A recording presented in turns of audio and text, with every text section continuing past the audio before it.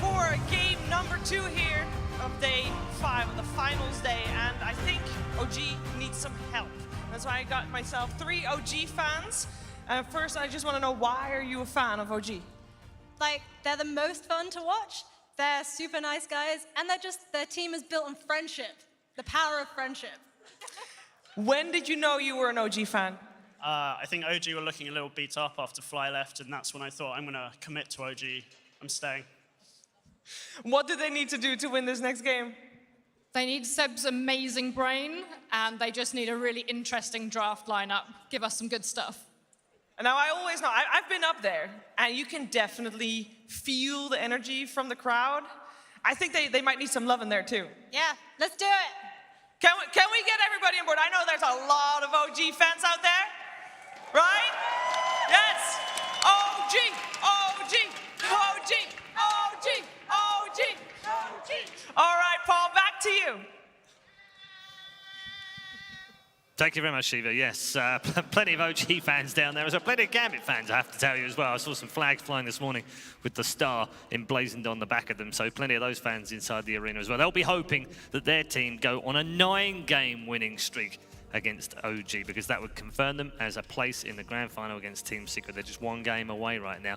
Who can break, well, what can break the 8-game losing streak for OG against Gambit? A question we're going to post in the Has Fogged and Capitalist. Gents, what's it going to take? I mean, the fans there said they need something different in a draft and maybe a surprise, but we haven't seen many of that. I don't think it's the draft. I really don't, because for the first 16 minutes of this game, they followed exactly the formula that Secret followed to take Gambit completely out of it in the series yesterday. When you look at, they took Afterlife completely out of the game in lane. Purge did a great job breaking that down. They took Immersion completely out of the game.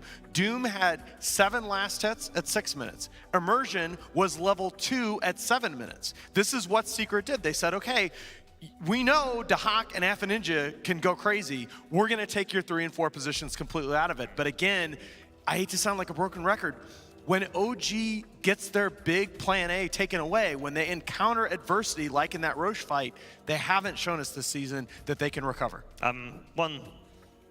Maybe it's a good thing, maybe it's not a good thing, considering that Alan told us earlier that OG need to win before 30 minutes, but that was the longest game they've played against Gambit of the 8.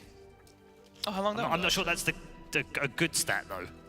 It was 41 minutes, 6 seconds. It was the longest game they've played of the 8. Ah. But I'm not sure that's a good thing, is it? It's just it's so hard to really feel about it, because those first 16 minutes just looked so damn good for OG, and everything just fell apart. Are we replaying game 1? They look like they want to. I think they're probably I mean, why not, we did right? so well in the early game. Why not? Yeah. We think we know what went wrong at mid-game. We can fix it. I think it's also. I think the last pick is probably I think the Invoker is going to be the bigger change one, because I think Thompson, he did have a good performance in the early game, but he fell off so hard. It's like the target priority became impossible. Hold on, sorry. Production, could you not play us the draft from game 1? We need the new draft for game 2. Well, the big thing that I wonder exactly the here, same, isn't it? The big thing that I wonder here though is Gambit in game 1. Gambit banned the Venomancer with their 5th overall ban, not a hero that OG I think was looking at. We were looking I at wonder the PA. here if they take the PA away. Right. Yeah, and they have banned the Viper this time around OG. Okay, so this is game 2. I was worried, Paul. I really was. It was a bit too similar, wasn't it? Now, first 6 bans, first 4 picks. So the first 10, in fact, the first 11 heroes, because we had Magnus as well last time, were exactly the same. But Viper this time round for OG.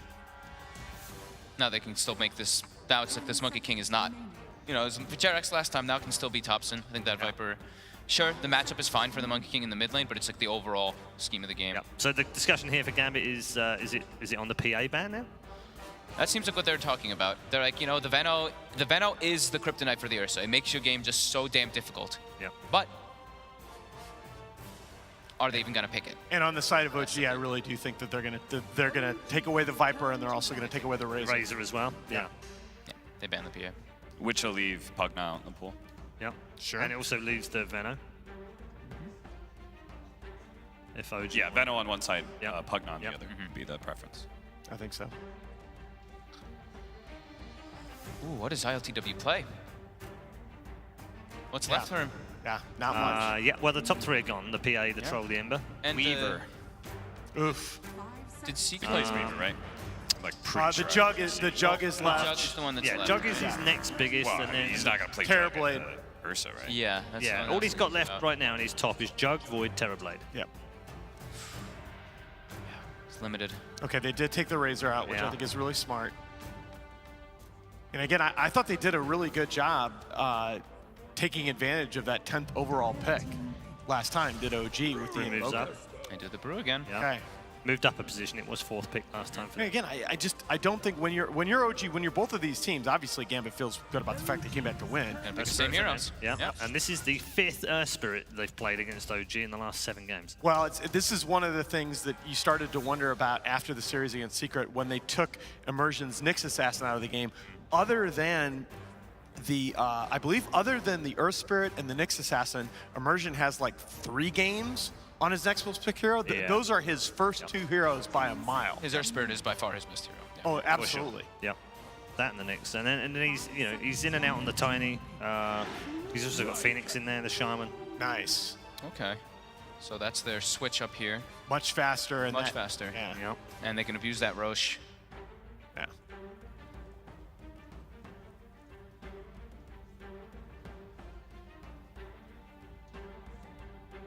Now we're probably going to be looking at the 3 position here for Gambit for Afterlife. Yeah. I think the Doom loses some value here compared to the last game. Do they want to pick the Visage? Usually if they already have Ursa, they won't pick Visage because those are Dahak's heroes. Yeah. But I think you could. We've seen Ursa be a very powerful 3 in this tournament. I just don't know how, I don't know if you ended up, how do you feel about the Ursa Lycan matchup if that's your plan to pressure OG's safe lane? Again, OG's running a draft with like no disable. Just like the last one. They have the Boundless Strike and the Brewmaster. Yeah, I don't know though. I don't really think that's what ended up hurting them in the last game. I like Slardar and DK for Gambit. I'm looking Slardar, at like I'm a lot down- of the I'm down cores. with A lot of the Slardar for cores sure. right now don't like playing against Lycan. Because his mobility is a bit of a problem. And then for other heroes, it's all the summons that he brings. Like OD can deal with some of the mobility, but he really doesn't like the summons. Max movement speed. What about Timbersaw right here? I thought about Yeah. Timbersaw as well, but it's a good laning phase If they want matchup, it, they but pick it now because it's getting Lycan's banned. really good at It is- ignoring it. Yeah. It's Yeah, getting it's banned true. last for OG, isn't it? I wonder if you, as Gambit, do you go like full skirmish and dip back for something like a CK or even an LC? I do think it's worth it just for the laning phase, right? Like, I think if you win laning phase against this OG lineup, then Yeah. I also was thinking the CK. I was looking and I was like, it wasn't touched the last game though. That's what kind of made me think they're not going to pick it. Yeah. Yeah, they won both their games in the groups against OG with that CK. You could also go like Beast or Tide. I actually kind of like that. Wow. Well, there's a reason Yeah, there's OG another banned one. it second phase. Yeah, it's Coddle. another one. They've got the Coddle with it. The beautiful combo. Not just that chakra, but your Stone Gaze with that Will-O-Wisp. You turn and you face the Dusa. Now this is interesting though because it also begs the question of where are they going to play the Ursa? Because Medusa, they are biased toward Dahak on that hero. 10 and 5 over the last 2 patches versus only 3 and 0 for Alpha Ninja on the Dusa. there's the other combo too. You get to level 15, 100% Mana Steel. Right? Double Mystic Snake. Double Mystics, yep. It's call. that talent is so stupid. I get so triggered by it. Dire team back. So do we think- No, Timber, because they don't need to ban it this time. The Doom is banned instead. Yeah. Well, they know the last pick has to be an Afterlife hero now. Look, it's really hard for them to, like, they have to commit pretty hard to get on top of this Dusa. And this is similar to the Viper, right? Where it's a distraction. Like, you have to go for this Dusa. It's not a distraction, but like, you have to go for this Dusa, but at the same time, then you're putting yourself in a weird spot for these ultis. So one thing though that does pivot quite a bit from the previous draft is this Monkey King pick is still open. That's And true. I think at the end of the last draft, they pivoted to the Invoker because they saw the Viper. Now you know that you're going up against Medusa mid. What do you think about MK versus Medusa? You can dodge the snake, right? Yeah. Pretty easily with that. I mean, that if disarm anybody over can, and it's over Thompson. again. Yeah. Dire team pick. Yeah, we've seen a few Monkey Kings against Medusas, and they do get pushed back in lane. It could also be an Invoker game again just because of that. Yeah. Yeah. Asgard ban for EMP. Gambit. And their final pick will be a Pango. That is sick. Which they played in the third game against OG. That is, Oh, wow. I forgot they actually played Pango. I They did do too. play I Pango. completely forgot about that hero, and I actually think it's so good here. It's so obnoxious to play as Lycan. Even your all your summons get disarmed. Everything just gets disarmed from Lucky Shot. That also produced a sigh from ILTW, and he threw his hands over the top of his head. Seb also looked a little bit uncomfortable after that pick as well. I mean, there's such absurd team fight coming out on the side of Gambit now. They've got like multiple. They've got the 2 built-in silences now from the Earth Spirit as well as that Pango to lock down the Brewmaster a lot of the times. What rescues this for OG? Anything? Man, oh man, I worry so much. If you go back to Invoker, I just worry that Pango is going to completely disrupt the rhythm of your spell combos and fights. Yeah, he's the built-in magic immunity. I think you gotta live with Thompson on MK and come back with something for Jerax here. I don't know that Oracle is like, I don't know where Oracle changes this game, but feels like you gotta ask your best player to carry you. You can, I think Lycan can do okay. I think Lycan actually does pretty well against Deuce mid. I think Oh, so really? Too. Yeah, I think you still So fine. you could probably get Regen. it. Oh, all right. It's another possibility that you could get a different side laner, like a PL. But it's Mage or so you know, that's the one thing about OG though, is that they generally don't move Thompson out of mid. So do you live with Thompson on Lycan? No, it's a weird game. Like they have to produce a lane that wins somewhere, and right now they don't have that. I agree. Well, they look flustered. They did. I mean, that pick literally came out, and the 2 guys on the end were both surprised by it. That's not something they've game planned for. They got a little bit of time yet to talk it over. Yeah.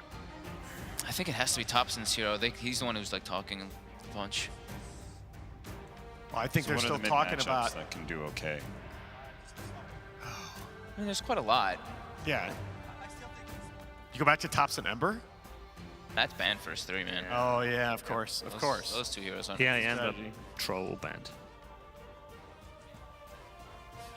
You look back through his hero pool and it's Tide. other Drow. than Invoker, it's Pugna, Drow. The only Shadow- hero I Shadow feel good Demons about is in there. Invoker for Me too. if it's a mid hero. Yeah. You don't All the other mids that I look at, I you don't feel think Monkey plays okay? Hold on. Isn't the Timber good against Oh, Monkey? that's the other one. That's the other one. All right. But it's still not like a great game for Arc Warden. You have this long reach, like super long reach from both of your supports, as well as 2 different cores that get on top of. Like that's the specialty of Ursa and Pangolier, Ursa. is that they close the distance really well with these heroes. Yeah, Ursa And- gets into that bubble. And Blinding Light, you don't have to get in the bubble. You just push him out of it. That's true. That's You just true. push him out of your own bubble like over and over again. I think this Arc Warden, it's a neat idea, but I think it smacks of desperation. Thompson needs to crush his lane. Yeah, it was that Pango cap definitely threw them off, didn't it? Yeah, I mean it's a good Pango game. It's the part of the problem with picking up this Lycan and not knowing, like you give so much freedom to the offlane pick. There's I feel like that happens a lot right now, is that out of the certain meta heroes, once you start looking at other safe lane carries, the offlane just becomes so free. Just so much team fight on Gambit too, and There's they've a got lot of this team Deuce fight. to rally around with the Coddle as well. Yeah, it's gonna be tough. The one hope is Thompson goes his mega aggressive build. I've seen him forego Midas on Arc Warden before and just rush like Shadowblade Orchid. He needs to do something like that in this game. Okay, a lot of pressure on OG to deliver here, not least of which the fact they find themselves a game down in the best of 3 against Gambit. Can they make it 9th time lucky? Let's find out.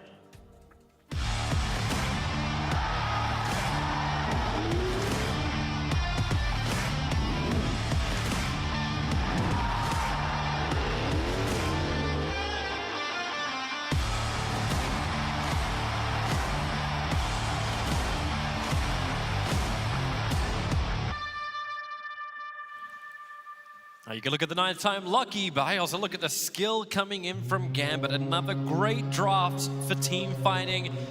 Strong lanes, strong everything. And OG, I hate to say it, Kyle, but you saw the face of Zeb nearing the end of that draft, and it looked like a man who was not in control of how this draft was going down. Indeed. The Lycan pick, I think specifically, is the question mark for OG. Now, the Howl gives their their whole lineup the ability to potentially go high ground way earlier than anyone on the panel expected, especially if you have the Necro Book rush from Thompson's Arc Warden. But it's a scary game for ILTW. You're playing into so much AoE, stun, slow. It'll be near impossible for him to try and deal real damage in a team fight. So I think if you're OG, you're looking to accelerate the game state and just kill structures. I think if you're OG, you're trying to make a wall of pigs. That's the way to keep Gambit out, right? But no, Ursa loves bacon. Wants to come in for his own fight, already getting hit by one of the Spark Wraiths. It's getting a little out of control, boys. Actually thinking about moving over for the runes. There's 4 heroes from OG looking to find the bottom lane. They'll let the Brewmaster have his own little fun up on top, battling for that rune. But they let it the howl off, looking for their own fight. Immersion, rolling boulder in. Jirax looking for the jump down as well. Able to claim on 3 heroes here. ILTW, thanks to that slow, has the movement speed away. The blast, it won't be enough. The healing sounded enough, so Dahak will be the first blood. Jirax, the man to claim it, just like game 1. OG trying to start with an aggressive tone. Really well done. They needed something to get this started. They need another dominant early game performance. Imagine what last game would have looked like if OG didn't crush the lanes. Are you still happy with where you're at though? Like, ILTW is licking his wounds on bottom lane. Notel has to have more of an influence than he did last time. And Jirax, they're starting again on bottom, but no, the cut down. Immersion not wanting to let Jirax have his own fight. And because you went for the tree dance level 1 from Jirax, he doesn't have that Jingu to play with. This tri-lane's gonna decide everything. I like OG's decision this game to ensure that they're up against the Ursa. You want to slow down the Hawk. He was the real game changer. Like Purge said, just the ability for him to have Midas blink on that Roche fight, like Gambit were suddenly in a position that they were ahead, and they just took that advantage and ran with it for the rest of the game. I don't think you give him the ability to just farm uncontested. And this is now turned into a proper try lane. So the side lanes get to go one-on-one with the Seb versus the Pango on top lane, and then Thompson versus Afo in mid. You got to be careful here. Jarex is pulling the easy camp, but you're going to have a double wave under tower now. Gambit, if they can pressure the Lycan, this could be good for them. But the thing is, if you can't pressure him, he just gets the last hit freely under tower. And it looks like that might be what happens. Lycan does not miss last hits either. I think he's just doing this like they're going to get enough experience to get level 2 now over on Lycan. So he's able to get the Wolves up and running. Notel in a world of hurt, surrounded by Dahak, and Immersion cannot escape.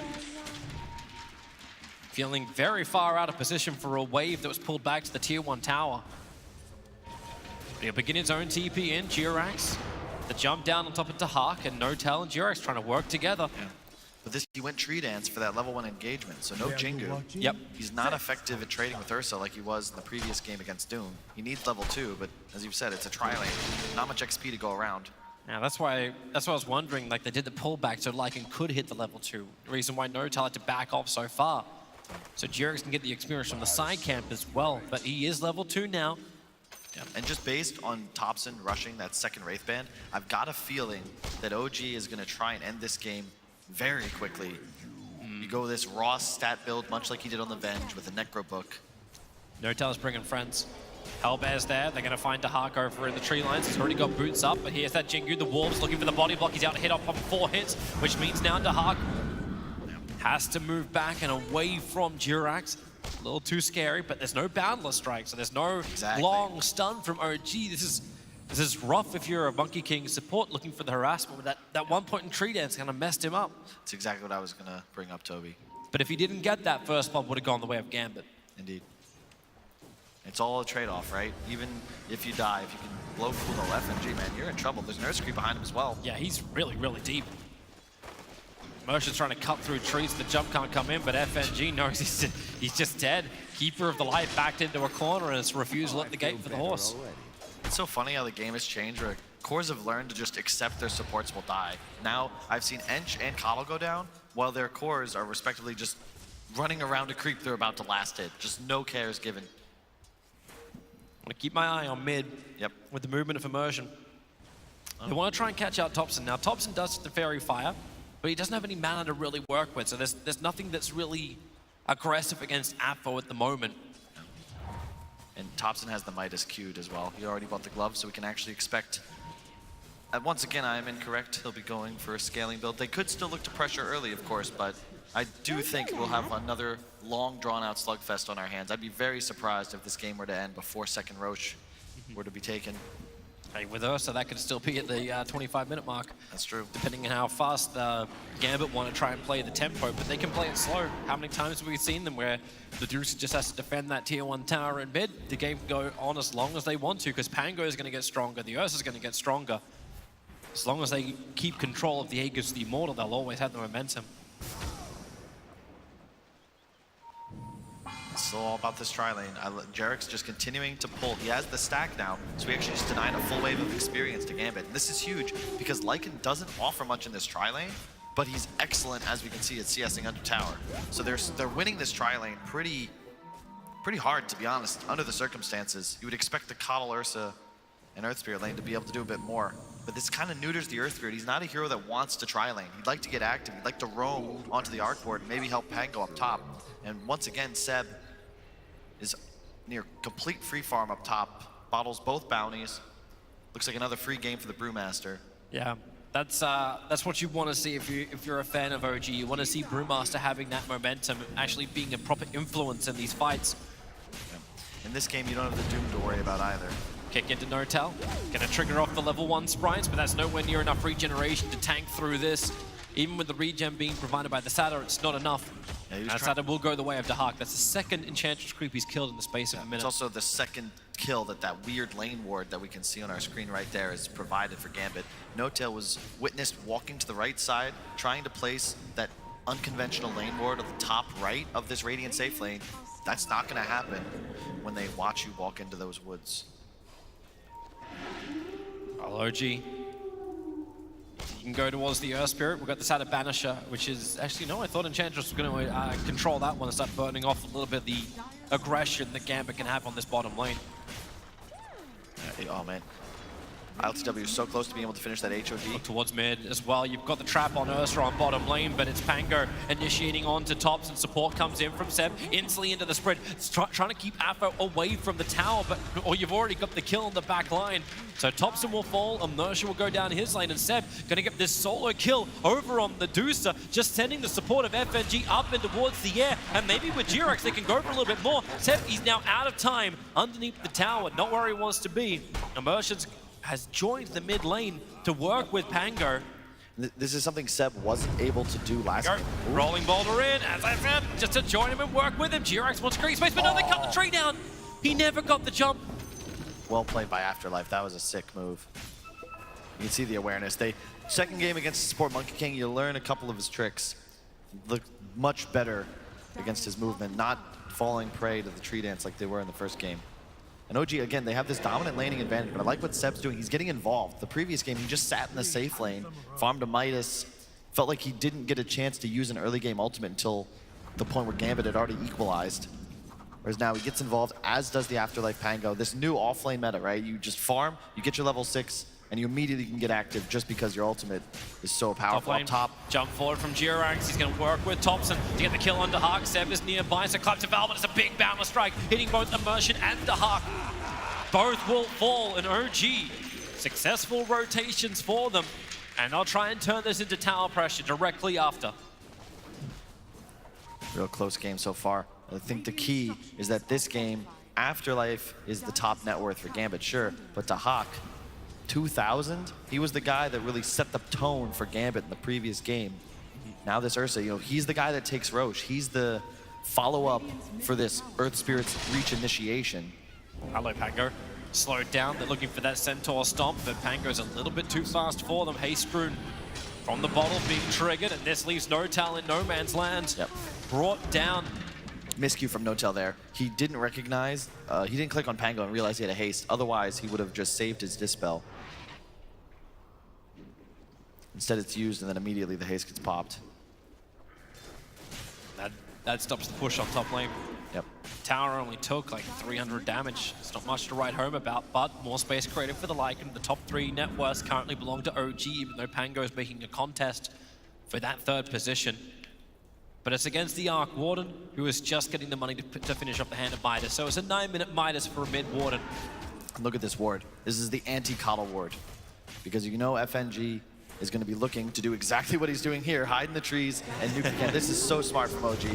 They planned that one down about 2 minutes ago as they were looking to keep Nortel in behind the towers with the vision advantage, and it works, as you said, perfectly for Keeper of the Light. Yep, that's just, that right there is why OG, whether or not they win this series, will be a threat to win tournaments, because they make that little move, that efficiency, that next level. It's not even next level, it's just good Dota.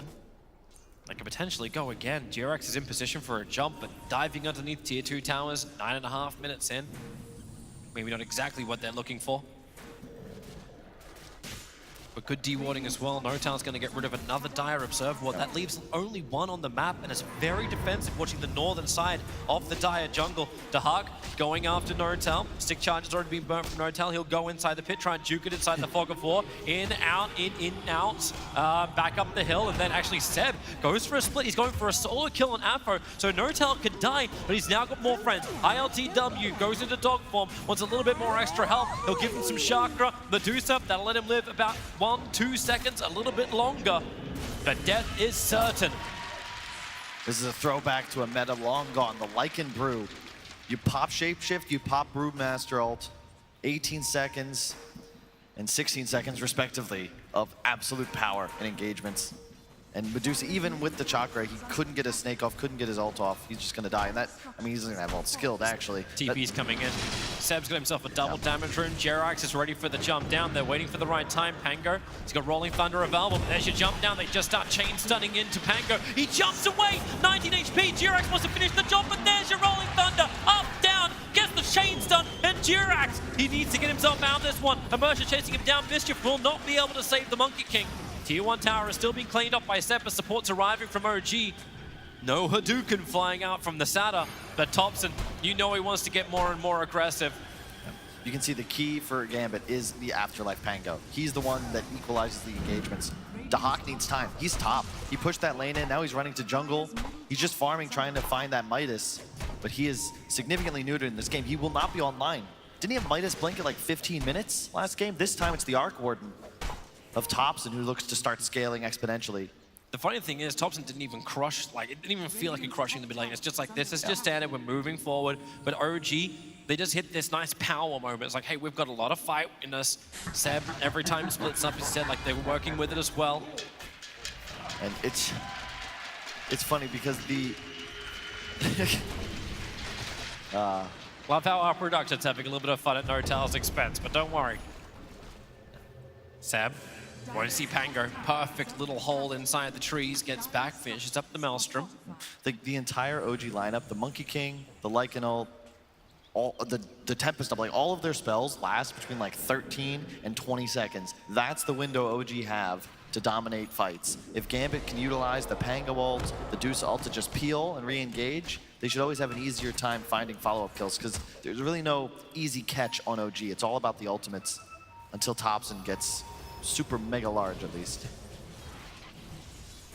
Top tier 1 towers coming under pressure from OG. I also want to keep my eye on the Brewmaster, who actually just got silenced up. He'll go into the Brewmaster split, will he? He's got Arcane Rune, he can trigger that and get the split, but no way! Yeah. Pango just chain stunning the Brewmaster. That's big. You can see OG, like, their timing, because he has a Blink Dagger on Seb. He did not go Midas like Dahak. He's looking to get involved. I think that's a really cool tweak that OG picked up from that last game. You look at the itemization from Thompson, he's got Diffusal queued up next. That's what I thought he might do. The Necro Book would have accelerated his farming more, but you know what Adusa does when two heroes that burn 50 mana per attack start beating into you? It doesn't even matter that Coddle's a factor. But it's even more effective because you know he's going to get chakred. You'll almost always have mana to burn on Dusa. OG smoked underneath that Dire Observer. Well, the question is, does Dahak realize that they're coming down bottom lane, looking for him? Brewmaster, there's your blink forward.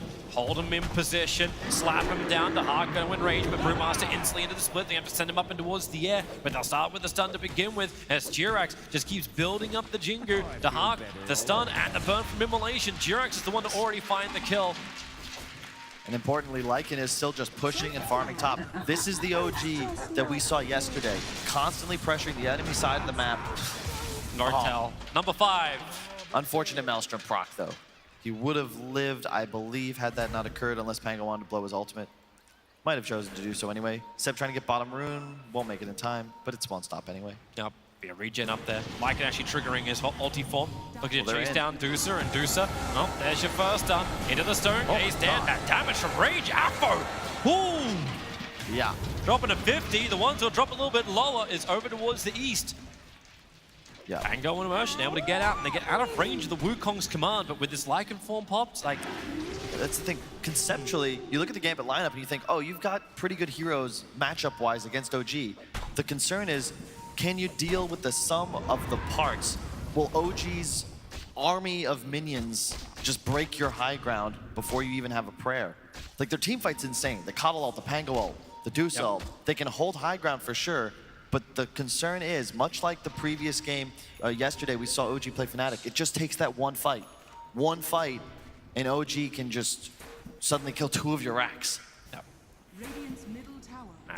I've seen Gambit behind at this point. Like, it was literally the last game, and they fought back. As you were mentioning, there's so many things that Gambit can do together, but it does feel like the difference between this game and the last game is OG's itemization and their timings. Look like everything just clicks a little bit better in this game.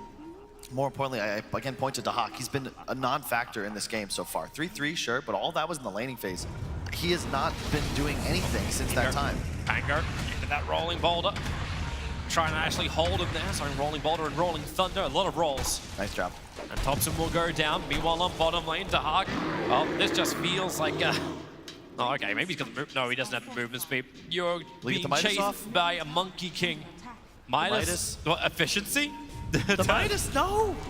You gotta get the catapult! Oh, Grant's tearing his hair out, Dismay. Will-O-Wisp up on top, holding the Lycan in position, so Gambit should at least be able to get an extra rebuttal. You lose your Ursa on bottom, but 3 heroes from OG die within the span of a minute. Slowing down this momentum that is OG's. Afterlife is everywhere right now. He's gonna bottle up a DD as well. 5-0-1. Was top net worth for just a moment there. The amazing team fight. That was the critical thing the panel was saying that Gambit have, and it seems like OG is giving them the fights they want for the moment. Like, they are still reaching that power spike. And here we go again in mid. Pango, quick shield crush. Nortal trying to slow him down. Thompson's doing all the damage from the low ground, and Pango, he can jump. Straight to But Roche. he'll still go down as Thompson, who ends the 5-kill streak. A lot of extra injection of money into an Arc Ward, a dangerous thing. Yep, you can just see ILTW is gonna take the Centaur, and yeah, they're gonna walk straight into the pit, acquire some vision first. Thompson's gonna shove out middle, but they needed to do this. They have to accelerate this game state. Perhaps take a fight instead, because you got Gambit knows they're gonna go in the pit, but with no Pango, I don't think you can contest. He has buyback, but we saw how hard Thompson was punished with that first Roche buyback last game. You don't want to hurt your progression that much for a fight that may or may not go your way. We've seen this. Here comes your Illuminate spam, FNG. Sees inside the pit. Do they want to fight? Pango's up in 2 seconds time. They found their target. They're leaping forward. FNG caught out. The spark break is there. If it lands onto FNG, he should die as well. But the trade-off will still be Enchantress. And Pango into the rolling thunder. He's looking to go inside the pit, just on the edge of it. And the Wukong's command from Jirax going to help defend this. While you've got ES sent up and drop back down again, battling underneath the shrine. He should end up falling to this Lycan and Brewmaster combo. Pango's coming up to do something about it. But now he's surrounded by the 3 Brewlings. They'll stun over on Dahak. Remember, Roshan is still up and kicking, and FNG and Afro are coming over. Thompson, if it wasn't for the boundless strike, they would have had that space, but it's actually being dragged back in. The Will-O-Wisp, the blinding line, guarantees 2 pulls of the Io, and Dahak is going in for Roshan. Thompson has no other choice but to buy it back. Lycan doesn't have much more to give. In fact, he's got nothing to give. No Wolves, no ulti form. They have to go in, and Seb's doing it inside the pit. Dire take Roshan and the Aegis, the Immortal. Ursa will pop. They come in for more. Thompson, the bubbles have been planted. Deucer is on the run out of here. Almost out of mana, but here comes Immersion. Cleans up Seb inside the pit. They still have the kill on Afro. 18 HP. They need to get in range. A triple kill for Thompson, making this buyback worth it. Immersion wants to get out too, but he ain't home and hosed. They move in further. Jirax, they're waiting. They're looking around him. Seb will take the last hit. So Gambit will at least deny the Aegis of the Immortal to OG and the kill on Roshan, but the cost, it felt real high. It was, but a price they had to pay, Toby. You don't want to give away Aegis to this OG lineup. They can play with so much tempo and aggression if you give them an edge. This time, as you said, the Thompson buyback does pay off. Jerax will be punished down bottom, it appears. Jukes the stun. He needs a jump. 1 second till tree dance off cooldown. He can't get up. Look at the base, though. Do they have TPs down bottom? Ursa doesn't. Ursa's Pango actually does. Ursa's on cooldown, so Pango can come back, but Ursa cannot. He has to keep that push going on bottom lane. The E actually TP'd down to bottom lane to try and find that kill. So they're going to go in deep. They may realize this as Pango is so damn low. The Spark Wraith chasing him in. 120 HP. The Centaur setting up Thompson's clone. It's the only casualty so far for OG. You can see that Mystic Snake Mana Steal because Double TP's bottom. No, fine. No, they needed Thompson to be the first one in. Seb's got to be careful with his mana pool, especially if he wants preemptively, because if he catches a Mystic Snake and claps, he's actually then out of mana to pop his Primal Split. That's probably the reason why he's holding onto those 12-1 charges. Indeed, he's going to go for a Midas next as well. So they're OG, it's the same kind of game they usually play where they're able to fight, they've taken engagements, we have a much more active game than the previous, but they're still investing in their economy. And you could see in that Roche engagement, Thompson does a ton of damage because of this diffuse ability. He's going to go Force Staff next as expected. They just want to kite the ults. If they can get away from the Pango and the Deuce ult and just then stand still and turn around with their army of summons, illusions, and creeps. Now, what was the debate I think you're having on the panel yesterday? It's like, oh, how do we beat Nursa? Well, just buy a whole bunch of Force Staffs. Hey, why don't we just clone that ability as well? And if it's a Hurricane Pike, there's no way Ursa can stay on top. Indeed. Not to mention the Brewmaster, constant area control. I like this play, OG. They've got a smoke ready, 2 wards, 4 sentries. Second Diffusal Blade is up, as this one's over on the Monkey King. So Jerax switching from the Desolator into a Diffusal Blade.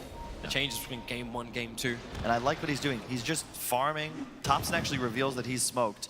A weird play from OG. They're not in position. This is a tough one. Blink.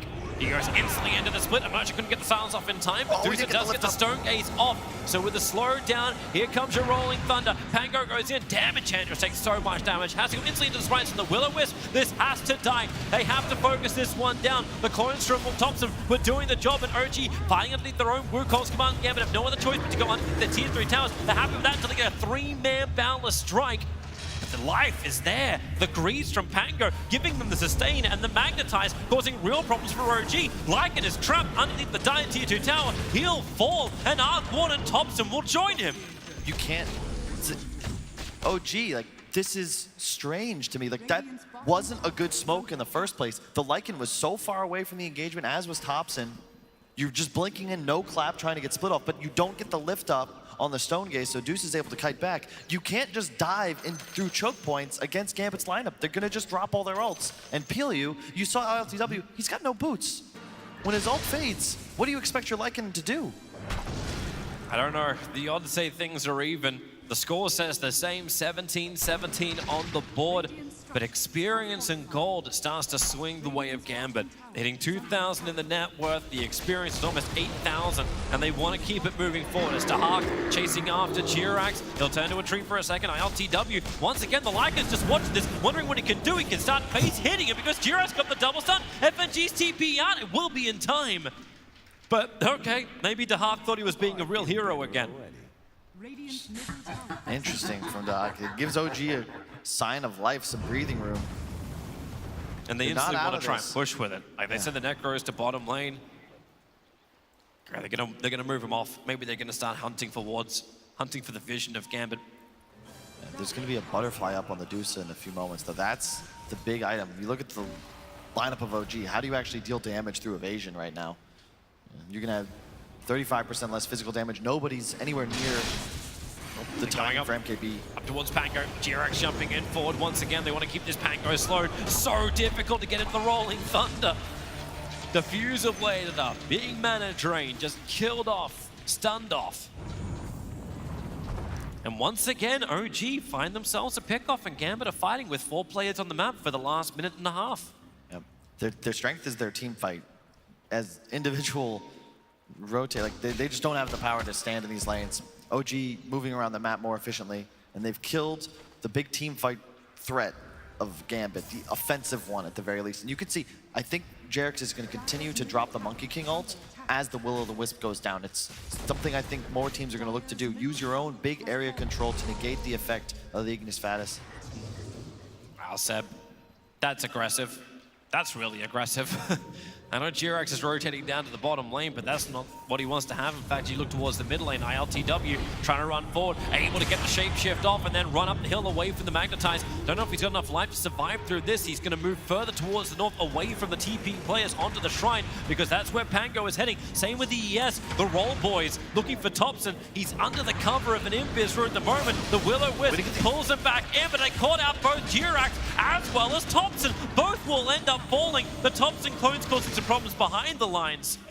But Gambit, now it's their turn to get the better trade-off. At the Ursa BKB and the insane aggression from Immersion, who, by the way, has 2,400 health with that double bracer, one bit booster. They have no fear, and there's nothing OG can do to peel these heroes. It's one of the dangers of picking Lycan into Ursa as well, because there's really no point you ever threaten this hero if he chooses to just pop an overpower and hit you in the mouth. And the window for OG to win engagements is very short. It's about 15, 16 seconds. When their big ults fade, they've got nothing. And Gambit, they've got enough of their own to just shut down OG's aggression. There's nothing you can do as the side of OG unless you catch them sleeping. Maybe you just slow these things down and start the split push. This is what Arc Warden's fantastic at. This is what a maneuverable Monkey King is capable of doing as well. He's got the tree dance vision, just needs the cast range. I would agree. It makes this Lycan's just in an awkward spot. You can see he's only level 13, actually, which is below every single hero on Gambit's side. In fact, gold and net worth seem even, but check out the experience differential. Gambit is way ahead in levels.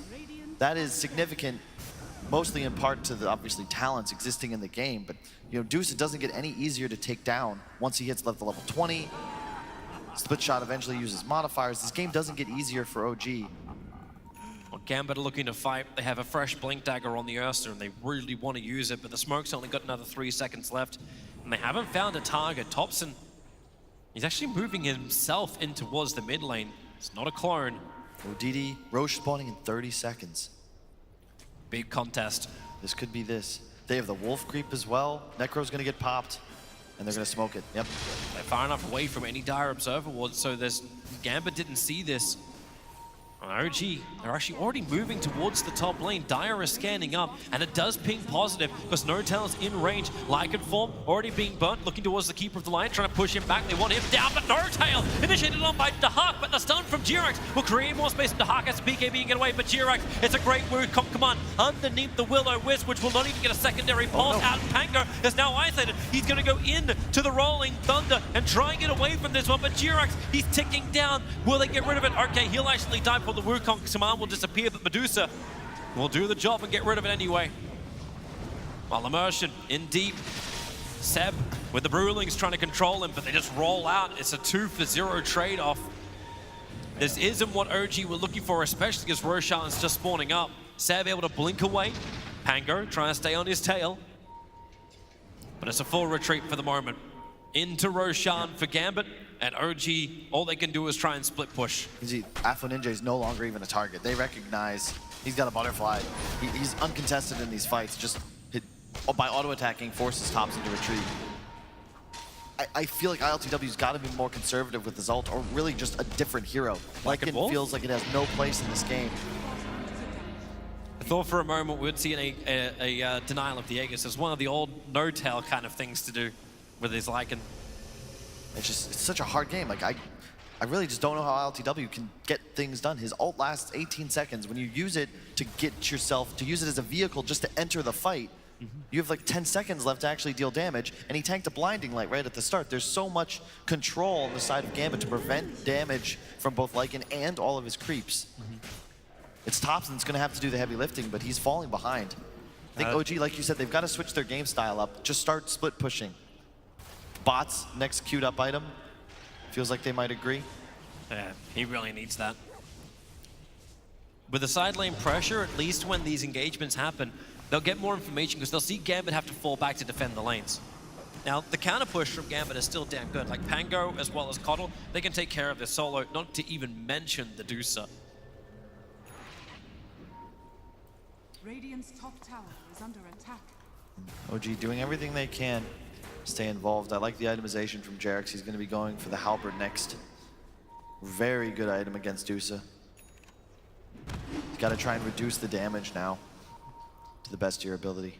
Especially as Deuce just finished a BKB. Coming on the courier now for her.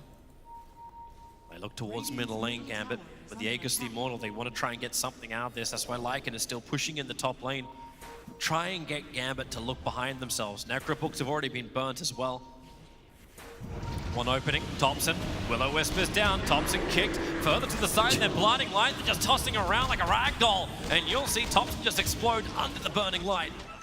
That was a big spell used. ILTW doing his job now. Just plant Lycan as close to the enemy structures as you can. He's forced a TP back. Yep. Seb's nearby just in case someone does want to come forward and fight. And it'll be the Ursa to do it. And this is the appropriate way to spot your heroes on the map as well. Let Jerax play the dead lane. If he goes down there, it's in the most useless corner of the map for Gambit. Plant Lycan and Brew top, because as you said, Brewmaster provides that peel just in case ILTW doesn't get gone on, and the Lycan has to be on enemy side to threaten buildings, because you're just unable to fight, and he might be caught. Mud gets the ult off in time. Has to go into the ultimate and just run away. No other choice. He knew he was underneath the Dire Observer, would have saw so much. Seb's also going to be TPing out the top. Realizing he was under attack, and Gambit will take the tier 1 tower while you're in the neighborhood. No backdoor regeneration, but fortification will delay things. Man, this Pangolier, man. This is another hero that feels undervalued. Saw that in both tournaments ongoing at the moment. Because you have that easy, cheap farming mechanic where you just buy a Maelstrom, and now you're going to scale for the rest of the game, no problem. And you just then itemize to tank. He's got Greaves, he'll have Crimson Guard in a second. Jerax, do you want to jump in? He's going to go for a Wukong command. Looking for the slap down onto Pango. He'll go into the trees, and then a quick swashbuckle into the trees away. It's out of range of the Wukong. But this is what you're looking for from Jerax, right? Keep the pressure up. Yep. You gotta at least try. Should be fine. Jukes perfectly, even though no perfect vision. It's all about sleight of hand now. Try and pull Gambit to corners of the map so that you can try and accelerate in the others, but they're just starting to march down lanes. Heard people call Gambit OG's kryptonite, and so far it looks like that might be the case. And Seb really wants to have a crack at Pango. Pango is very hard to kill off. The plus 20 strength, 20 talent. It's 20-20 Pango going after him. No support going to arrive instead. Thompson's dragging the creep wave. I actually kind of love what he's doing around the bottom rune area where he's pulled the wave off because this fight's lasted so long on bottom lane. Jerax actually returned. He's looking for the slap down, cancelling off Pango's Rolling Thunder. Now he'll get it off. Immersion will also arrive looking for his own silence onto the Brew, onto the Monkey King. Lycan's too far away. Wolf Form now going to come off cooldown, but he will not commit it. And letting Jerax being that pain in the butt once again that OG is so damn good at. More and more space gets created. The concern is that, especially with the Aegis, Ninja has no fear. He can play this game completely alone, and he's just marching through lanes, through jungle, farming everything. There's no space for Thompson to do much more than Midas. Jump up. Perfect Boundless Strike, cancelling the rolling boulder around from Earth Spirit, and Seb, under the cover of BKB, wants to fight first and then go into the Brewmaster split, which he has to do as the Hawk TP's out there. Just enough life. Yeah. He had cheese as well sitting in his inventory, but he can't use that while he's TPing. You gotta be cautious as Gambit heroes, especially when you're alone.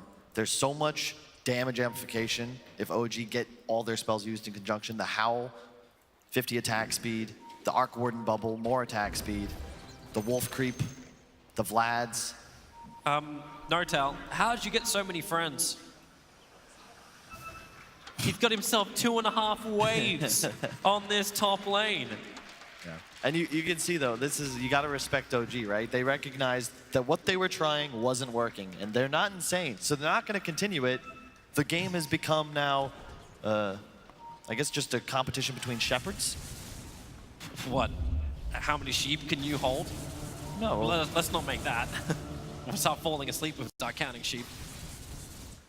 And Gambit, yes, they've had map control, talking about how much Ninja's been farming, but that whole age is surpassed, and their advantage only went up 1,000 gold. So an admirable job done by OG just to stay in this game. Great Observer Sentry in from Gambit. They put down the Will-O-Wisp. Nortel being pulled back in, so two heroes once again being picked off with this combination of Gambit. I gotta stop talking about OG doing good things. They get punished every time. Yeah, shush. You know, the creep waves though, that's the thing. Thompson can just keep summoning his clone to top, Jerax continues to play bottom. You gotta be real careful though, Jerax. Oh, I love that. He jumps down. The tree he was on got destroyed by this rolling thunder pango, and then he just jumps up onto another side, hid inside the perfect fog of war, and now moves down to bottom lane to do the counter push. It's like, yeah, guys, I'm still here. Don't forget me. Reminiscent of TI7. Liquid just playing trees the entire game until eventually they hit that critical point where they were strong enough to take engagements. He can move so far as well with the double talents, the tree, plus 600 cast range. He has the Tree Dance Vision AoE increase as well at that level 10 talent. So difficult to catch Jerax out, but it could also be that information OG need before going into fights. And he knows he's safe to do this. Goodbye, Creep Wave. Back up to farming, and he's already got the BKB sitting in his stash, which he'll now TP back to pick up. So more sustain for Jerax when it comes to these engagements. And oh, no tail. He can't play Tota against Ursa, man. This is the second time he's come out. Like, he threw down the sentry ward, saw the opposite sentry, tried to run away. Comes out this time, throws down the sentry ward, and has to run away. FNG will die on the top lane. 3 hits from Seb. They hit so hard, so fast. Wow, they can't go in. There's the wraparound. Immersion, rolling boulder forward. He's able to actually know the split. Seb gets stopped so quickly. Immersion's already going to go down. FNG's on the sideline for the moment. He does not have buyback available. That's all you can get, though, as OG. Their movement's great. You can see, though, like, Gambit, you have no business running in alone. Just take the team fights. As soon as Coddle dies, just relax. They're following the Earth Ruling. Monkey's wondering if they're going to start fighting. He's baiting out the Wukong. I say baiting. Yeah, testing out the Wukong. The thing, OG, like, look at where the waves are. They're pushing every single lane to the enemy side of the river. There's not much you can do about it as the side of Gambit. They're just being led by the hand all across the map. And now up top, Pango's in a bit of trouble if you have some sort of stun lock. They're going to go for the Wukong. Here's your first one with a Boundless Strike. Hold him, hold him, hold him. Pango, they didn't hold him. I think someone needs to buy an Atos because you just don't have enough control. The BKBs will get lower on both the Ursa and the Medusa as this game continues. You actually don't have one on the Pango. Of course, you can't cleanse it. You'll get the Bloodthorn. You'll get the Bloodthorn on the Arc Warden, so that's something they can work with. Dahak has to BKB. I don't think he actually realizes he's currently fighting a clone army, and Dahak will go down. Thompson just wrecks him with the real one.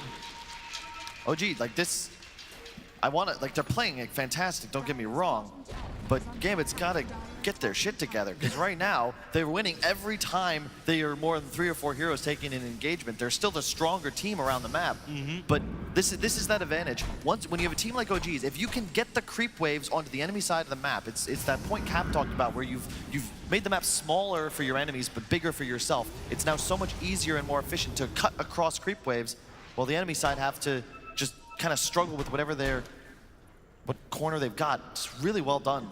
I cannot believe OG has extended the game to the point now, even though it's a 10K gold lead, it's equalized in a sense. If you look at the XP specifically, yeah, No Tail is in the dumps, only level 12, the XP but it's turning back around, and that's the key. 23,000 experience was their height.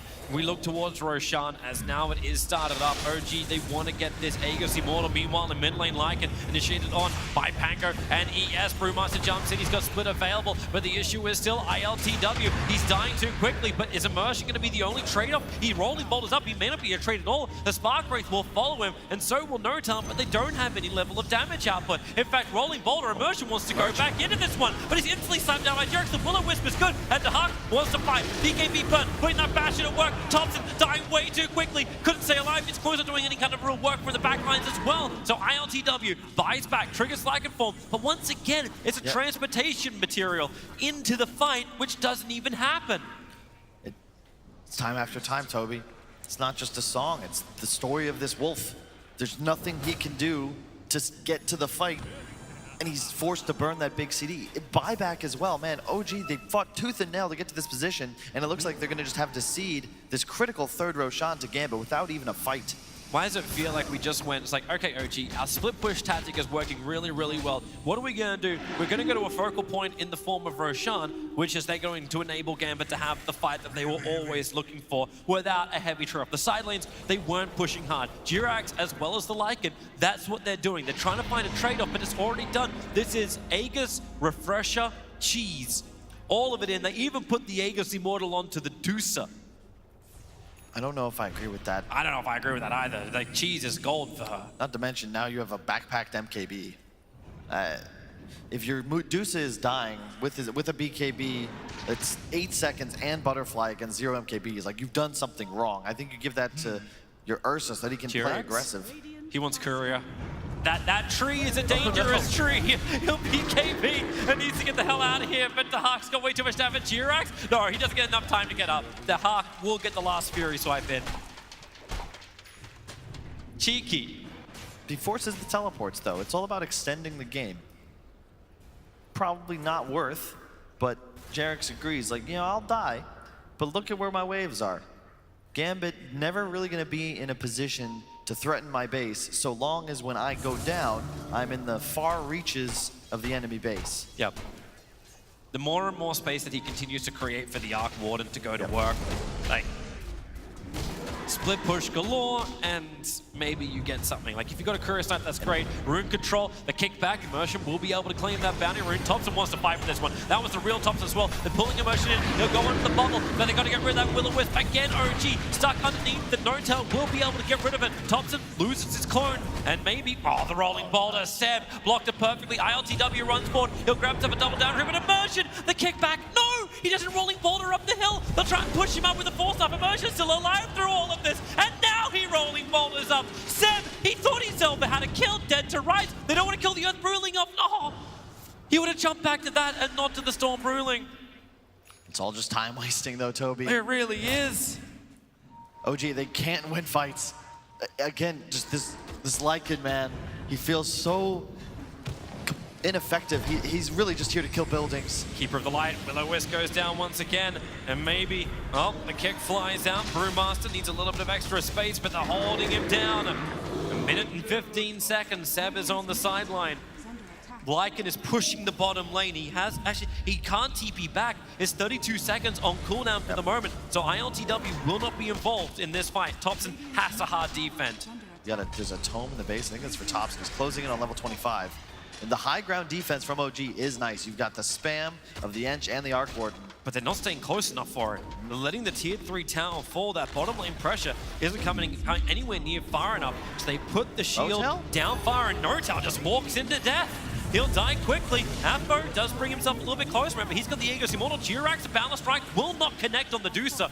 So no follow-ups done for him, and now the Hawk just jumps in, looking to kill off the Monkey King. He can't do it, however. He tried with that BKB. It's a very low duration. Afro, he's trying to commit, and it's a dive back for No-Tail. Thompson underneath the tower as well. He's in trouble, losing his life so quickly. Buybacks are up, but Afro, he's got himself a triple bloody kill. The pressure in towards mid. ILTW, he's battling backdoor regeneration. The keeper lies, the only one who has to jump back for defense, and Jirax looking for the stuns, looking for the control. Back down the mid lane into a Wukong's command. They've got the control on the Pango. He's losing his mana, but they're going to get outside the Wukong's thanks to the fact that Afro still had Stone Gaze available. Thompson, the clone, is being stuck for the moment. They're thinking about turning back in again, and it's actually Seb out too far, dead for 2 minutes. The opening, the door, Gambit have just swung it open and ripped it off his hinges.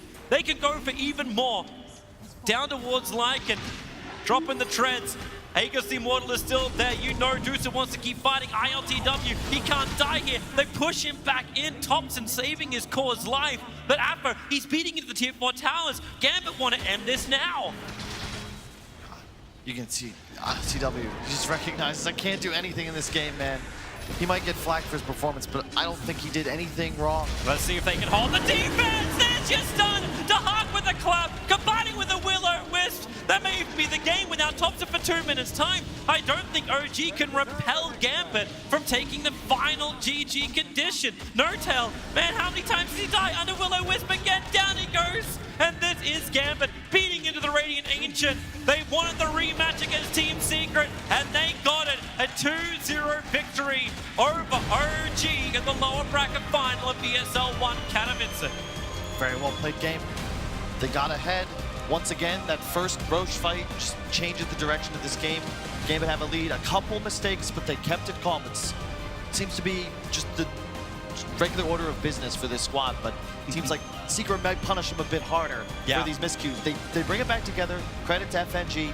Yeah. keeping his team composed. Fantastic draft, sticking with what you came here to do. At the same time, you can give the same kind of props to OG. You saw this, like, you know what, we still did good. OG, who would have thought, 3rd position at this tournament? That in itself is a step forward. Indeed, and I love that even with their backs against the wall, the OG, you love them because they make you beat them, okay? They might only had a 3 to 5% chance to win this game, but any sort of scraps they could find, they were trying to collect. Yeah. Credit to Gambit, well-played OG, and really just a treat to watch. Yeah, playing to their strengths. Gambit, they need to keep doing that if they want to try and contest Team Secret. They have looked absolutely amazing throughout this competition. And the last time they met up, well, it was a 2-0 in favor of Team Secret Gambit. I'm interested to see with the momentum from this game. Like, this is a good start. Yes, OG tested them on some fronts, but their plans worked. I don't think Gambit will be sitting there saying, hey, we're feeling very stressed. We don't see a way back into this game. There was always a very strong way into the game. It's true.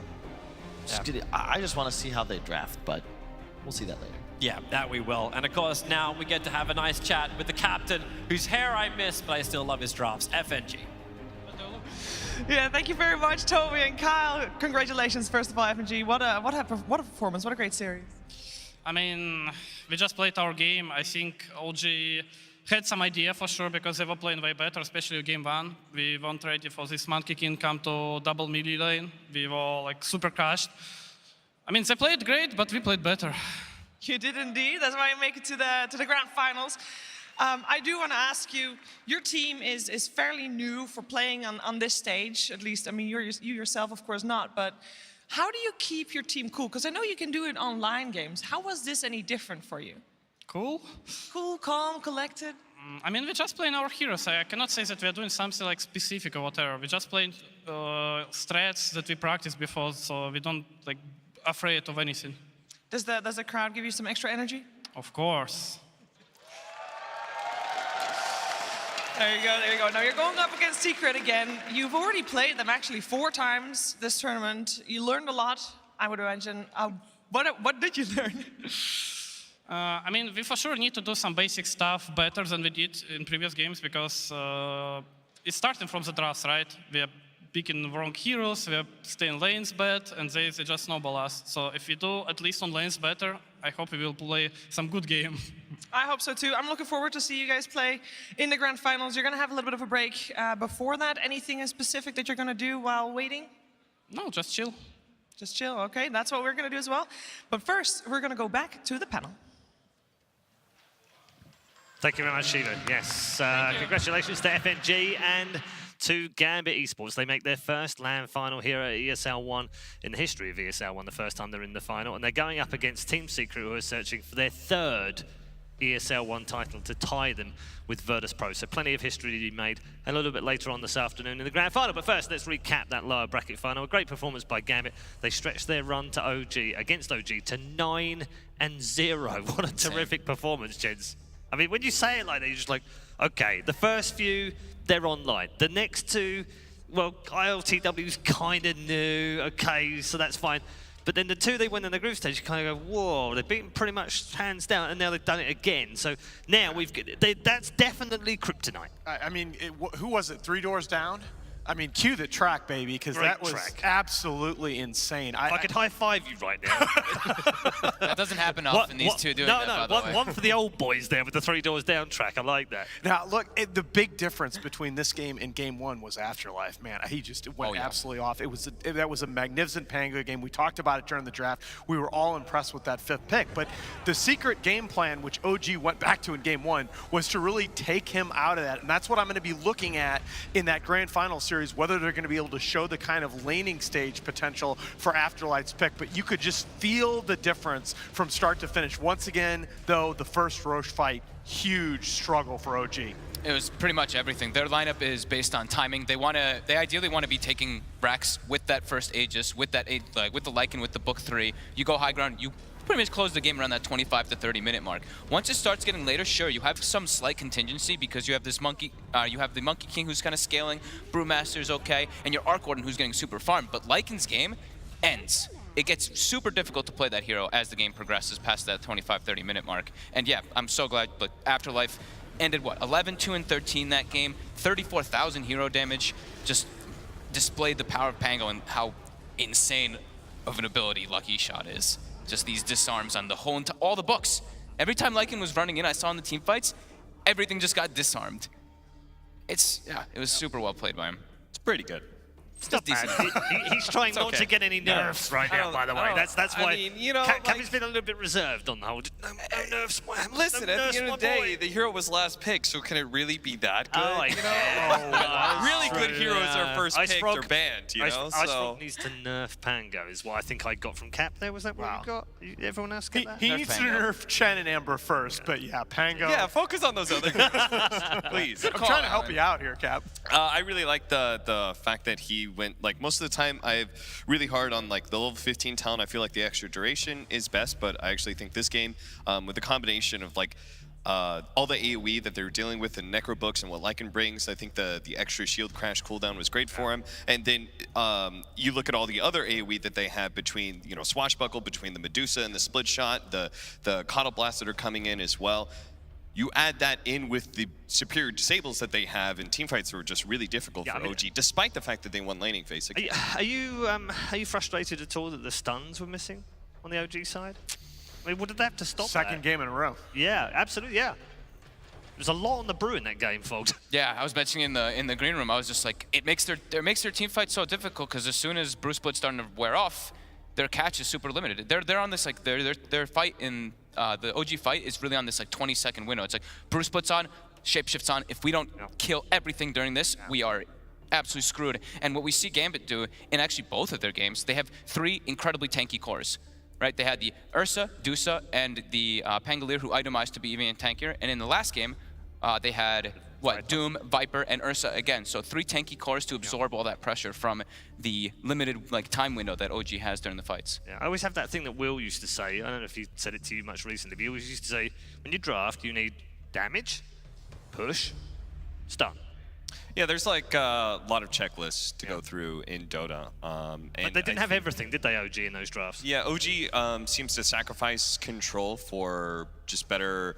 I mean, I was a little bit surprised that OG won the lanes so hard as that they did, but it does seem to be a trend that they sacrifice that for superior lanes. Yeah, that's all right. We're going to get more from all 3 of you in just a moment, but Purge is ready, so let's find out what he's got for us from Game 2. The Mountain Dew Amp Game Fuel Power Plays. Yep, once again, OG did focus on their laning stage. They opened with an Enchantress, the Monkey King. They had that variable pick. They ended up keeping him in support. But importantly, this game, they also had push. That was something they didn't have last game. They couldn't take towers, for example. And the final pick that they had was Arc Ward, and they took a very long time to decide on that hero. And it's pretty good because it does help you siege, helps you defend. You can get a bunch of summons and things like that, so it helps you go for high ground towers. So basically what ended up happening was they got this laning advantage from their superior laning heroes. They ended up having tower push because of their summons, and they had heroes like Monkey King to give vision to spot the grabs that they needed to get. And they weren't always successful doing this, but it was kind of reminiscent of some of their other matches where they're doing stuff in the backline, but in the meantime, people are hitting towers and they're getting gold because of it and getting map control. So what that opens up is a period of time where they take the tier 1s, and then they just kind of bounce between the tier 2 mid and the tier 2 in the safe lane. But what's important, I think, is if you take a look at the minimap, very consistently what Gambit was doing to play against this was having heavy amounts of observer wards in their jungle, in the spots between the 2 places that OG is likely to jump. And they did this because then it's going to help them spot where their movements are, and they're going to get pickoffs, and they're going to be able to dodge ganks themselves, for example. Some of which end up giving them good team fight openings. There's a lot of times where they were looking for these kills. They spotted the smoke from OG, which prevented them from getting a grab.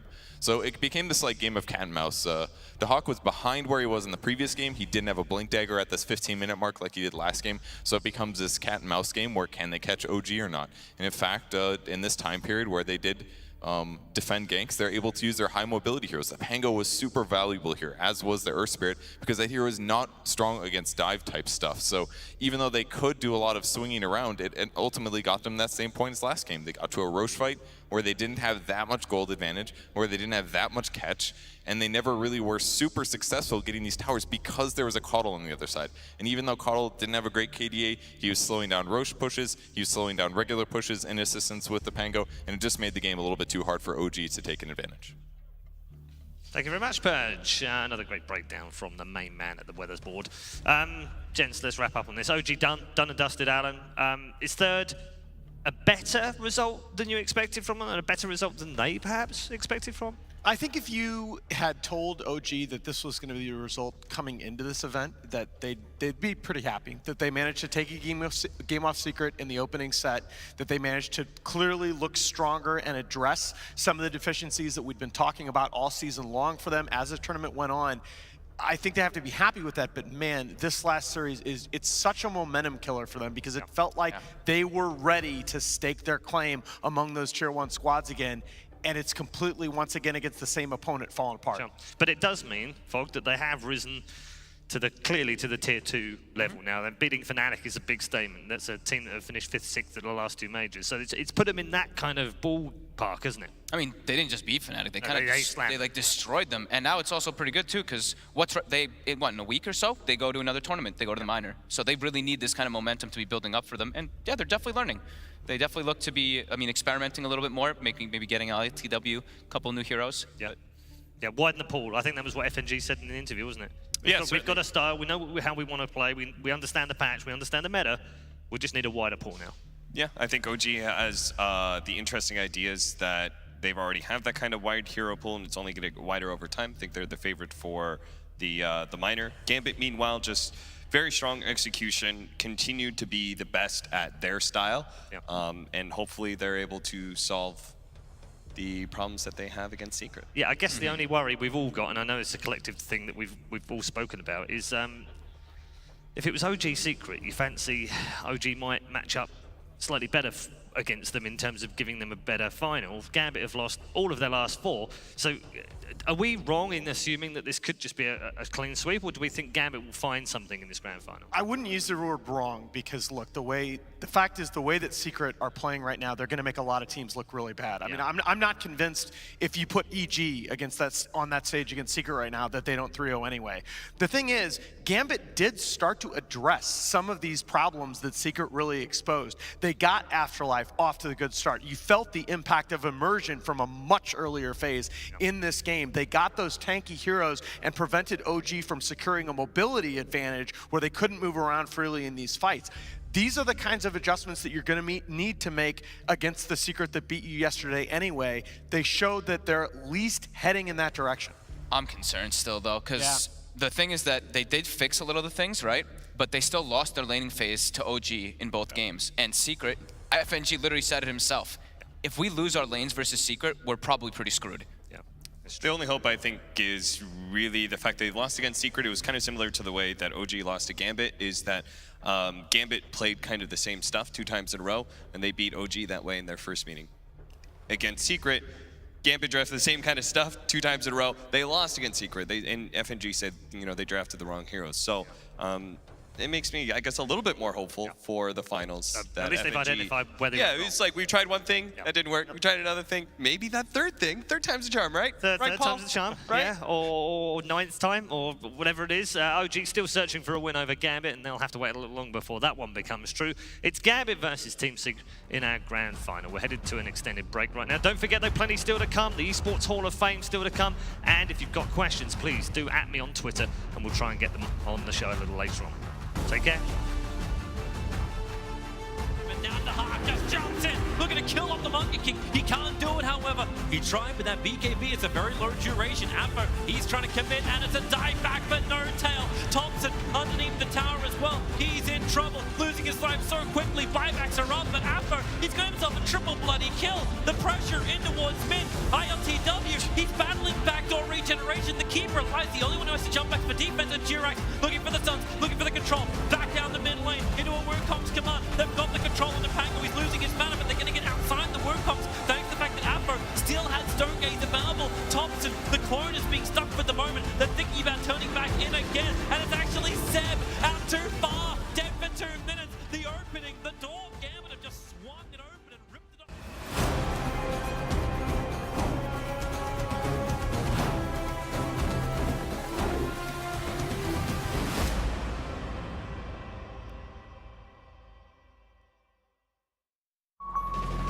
This arena is about ready to explode. Welcome to ESL 1. Let's get this started. Ladies and gentlemen, let's go. Grabbing up the epicenter, comes in. Oh, it's a big one as well. Look at this.